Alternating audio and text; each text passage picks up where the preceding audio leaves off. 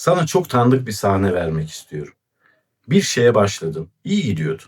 Belki haftalarca, belki aylarca sürdü. Sonra bir şey oldu, büyük bir stres. Beklenmedik bir değişim.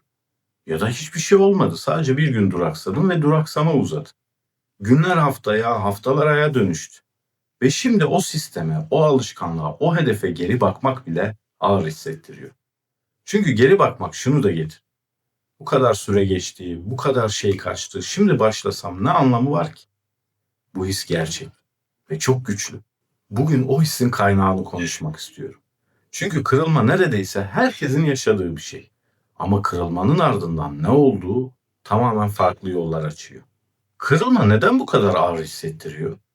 Kırılma ağır hissettiriyor çünkü çoğumuz onu gerçekte olduğuna farklı bir şey olarak işliyoruz. Olan şey şu, bir sistem durdu, bir duraklama yaşandı. Ama işlenen şey çoğu zaman farklı. Ben bu işi yapamıyorum, bu benim için değil, bir kez daha başlasam yine aynı gelirim gibi. Bu ayrım kritik. Çünkü birincisi yani sistem durdu algısı gerçek ve değiştirilebilir bir olay. İkincisi ben yapamıyorum demek kimlik yargısı. Ve kimlik yargıları davranışı çok daha derin şekillerde etkiliyor. Carol Dweck'in araştırması bunu çok net gösteriyor. İnsanlar başarısızlığı iki farklı şekilde işliyor. Birinci grup başarısızlığı sabit bir özelliğin kanıtı olarak görüyor. Başaramadım, demek ki bu konuda yetkim yok gibi. Bu işleme biçiminde kırılma kimliğe gömülüyor. Ve bir dahaki deneme daha tehlikeli hale geliyor. Çünkü bir sonraki denemede aynı kimlik iddiasını test edecek. İkinci grup başarısızlığı geçici ve bağlamsal görüyor. Bu sefer olmadı. Neden? Ne farklı yapabilirim? Bu işleme biçimde kırılma veri oluyor. Ve bir dahaki deneme öğrenmenin devamı haline geliyor. Aynı kırılma tamamen farklı iki anlam. Ve o anlam sonraki adımı belirliyor. Şimdi şunu sormak gerekiyor. Bu anlam nereden geliyor? Çoğu zaman otomatik olarak işliyor. Kırılma gerçekleşiyor ve beyin hemen bir hikaye üretiyor. O hikayenin farkında olmak ilk ve en kritik adım. Alan Marlett, bağımlılık ve alışkanlık araştırmacısı. Onlarca yıl boyunca ilginç bir örüntü inceledi. Bir alışkanlık sisteminde kırılma yaşanan insanlarda iki farklı süreç vardı. Birincisinde kırılma bir sapmayla kalıyordu. Bir gün, bir hafta, belki biraz daha uzun. Ama sistem geri geliyordu. İkincisinde aynı sapma tam bir çöküşe dönüşüyordu. Sistem tamamen ve uzun süre terk ediliyordu. Peki fark neredeydi? Sapmanın büyüklüğünde değil, sapmaya verilen anlamda. Merritt bunu şöyle tanımladı. Abstinence Violation Effect. Yani bozuldu mu bitti etkisi. Bir kural çiğnendiğinde, özellikle çok katı kurallar söz konusu olduğunda, beyin şöyle bir hesap yapıyor. Sistem bozuldu. Artık bu sistemin içinde değil. Ne fark eder ki? Ve o ne fark eder ki kararı asıl hasarı yapıyor. Bunu somutlaştıralım. İki kişi aynı anda egzersiz sistemini kırıyor. Her ikisi de 3 hafta ara veriyor. Birincisi o 3 haftaya bakıyor ve şunu söylüyor. 3 hafta gitti. Tekrar başlasam neye yarar? Zaten yapamıyorum. Ve sistem bir daha kurulmuyor. İkincisi aynı 3 haftaya bakıyor ve şunu söylüyor. 3 hafta durdum. Bu bir bilgi. Neden durdum? Bir dahaki için bu bana ne söylüyor? Ve sistem yeniden başlıyor. 3 haftalık ara aynı. Ama birincisi için kırılma son nokta. İkincisi için virgül. Peki bu fark nasıl üretiliyor? Büyük ölçüde söylenilen hikayeyle ilgili. Ve o hikaye çoğu zaman önceden kurulmamış. Yani kırılma anında otomatik olarak işliyor. Bunu önceden tasarlamak, kırılmanın nasıl işleneceğini daha önce belirlemek, sistemi çok daha dayanıklı kılıyor. Burada çok beklenmedik bir araştırma alanına girmek istiyorum. Öz şefkat. Çoğumuz öz şefkati yumuşaklık, hatta gevşeklik olarak düşünüyor. Kendime karşı çok nazik olursam daha az çalışırım, daha az çaba gösteririm endişesi var. Kristin Neff'in araştırması tam tersini gösteriyor. Neff ve meslektaşları öz eleştiriyle öz şefkati kırılma sonrası süreçlerde karşılaştırdı. Sonuçlar sistematik ve çok tutarlı. Öz eleştiri kısa vadede motivasyon gibi görünüyor. Bunu yapmamalıydım, bir daha yapmayacağım. Ama kırılma sonrasında öz eleştiri davranış değişikliği üretmiyor. Aksine kırılma döngüsünü pekiştiriyor. Neden? Çünkü öz eleştiri bir tehdit sinyali. Ve tehdit altında beyin, daha önce konuştuğumuz gibi, belki hatırlayanlar olacaktır, Kapanıyor, savunmaya geçiyor. Kaçınmaya başlıyor.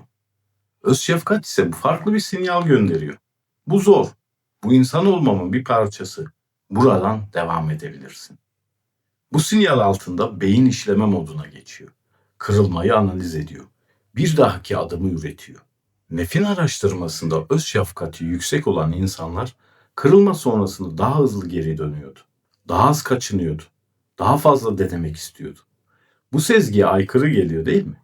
Kendime nazik olursam motive olur muyum sorusu geliyor insanların aklına. Ama şöyle düşünelim. Bir arkadaşın zor bir dönem geçiriyor. Bir sistemi bozdu, uzun süre ara verdi. Ona ne söylerdin? Beceriksizsin, zaten yapamıyordun, tekrar başlasan ne anlamı var falan mı derdin? Hiç sanmıyorum. Zor bir dönemdi, şimdi buradan devam edebilirsin. Küçük bir adım bile bir adım derdi. Onu desteklemeye çalışırdın değil mi? Ama kendimize söylediğimiz çoğunlukla birincisi. Ve araştırmanın bulduğu şey şu. İkincisini söylemek sadece daha nazik olmak değil, performansı, motivasyonu ve sisteme geri dönüş hızını ölçülebilir biçimde arttırıyor. Öz şefkat yumuşaklık değil, yeniden başlamanın en etkili yakıtlarından biri yani. Mesleki pratikte ben de bunu iki farklı profilde çok net gördüm. Birinci profil, kırılmayı final olarak işleyenler. Bu insanlarda belirgin bir örüntü vardı.